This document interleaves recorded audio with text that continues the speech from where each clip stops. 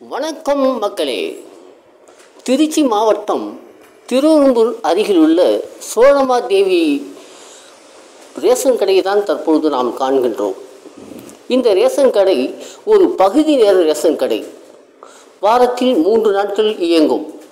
ஆனால் அங்கே வேலை செய்யும் ஊழியரோ 11 மணி 12 மணி இவ்வாறாக தான் வருவார்.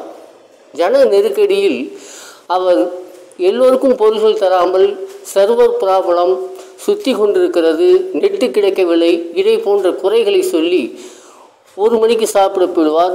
மீண்டும் 2 மணியோ அல்லது 3 மணிக்கோ வருவார். அவர் நினைத்த டைமில் தான் வருவார். வந்து பொருள்களை ஓரிரு பேருக்கு கொடுத்து விட்டு மீண்டும் சென்று விடுவார்.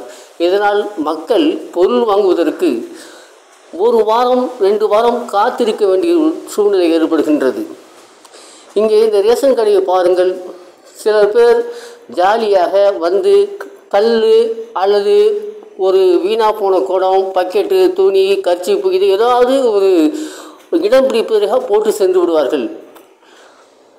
இடம் பிடிப்பதற்காக போட்டு சென்று விட்ட மக்கள் அங்கே சில பேர் தனியாக வந்தார். அவர்களிடம் சண்டை போட்டு, நான் முன்னாடியே இடம் பிடித்து விட்டேன், நீ எப்படி இங்கே வரலாம், என்னுடைய இடம் என்று அங்கே சண்டை மூலமும் செய்கிறது.